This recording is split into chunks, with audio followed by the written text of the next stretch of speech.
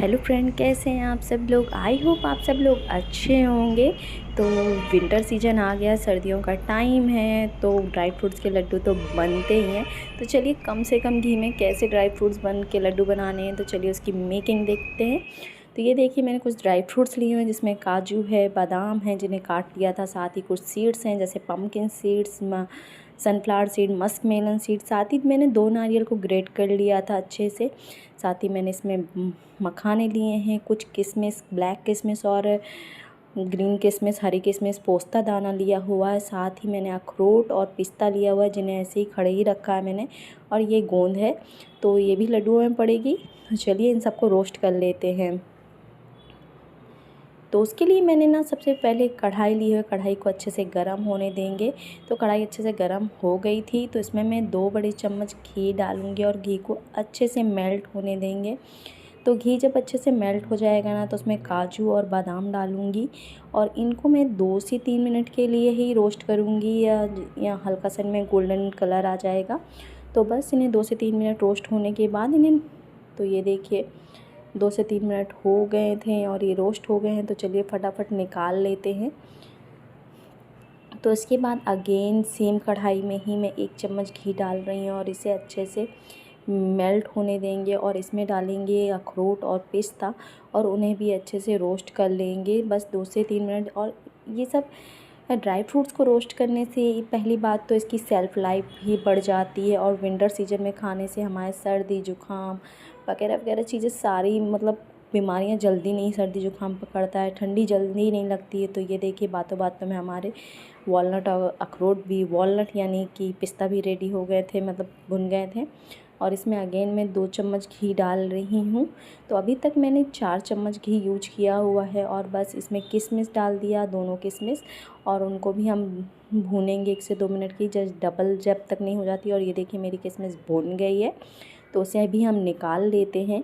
और इसमें घी बचा हुआ था, तो इसी घी में हम 5 सारे सीड्स डाल देंगे और उसे भी अच्छे से हम भून लेंगे। तो ये देखिए बस 1 से 2 मिनट ही भूनना है।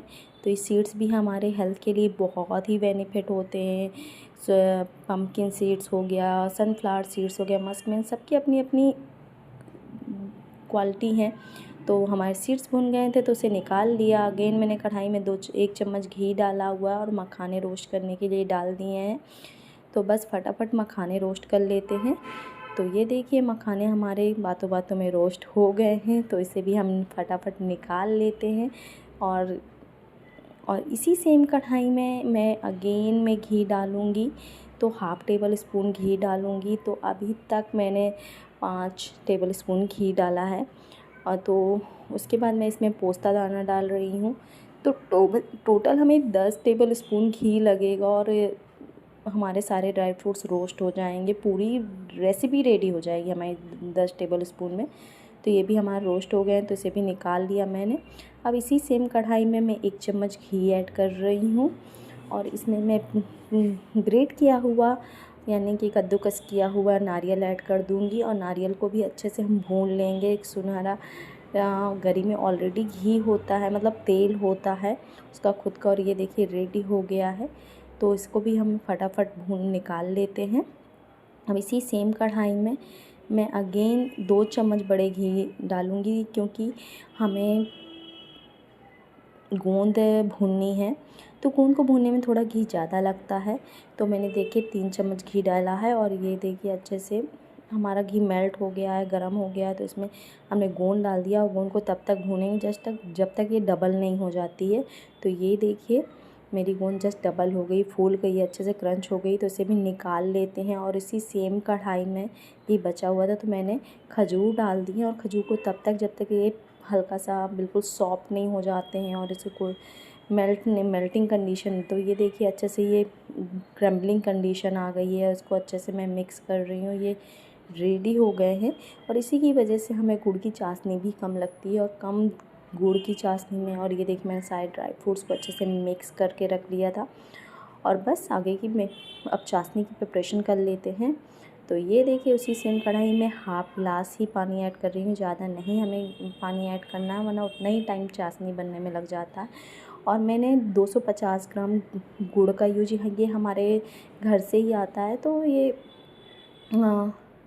250 ग्राम गुड़ का ये डाल देंगे और चाशनी बनने तक का वेट करें। तो ये देखिए अच्छे से हम गुड़ डाल दिया है और बस इसे अच्छे से मिक्स कर लेंगे पानी के साथ, और जब तक बॉयल आने तक का वेट करते हैं। तो ये देखिए बॉयल आने लगा है, चाशनी हमारी बनना रेडी हो गई। तो इसी स्टेज में हम 1 चम्मच घी ऐड कर देंगे।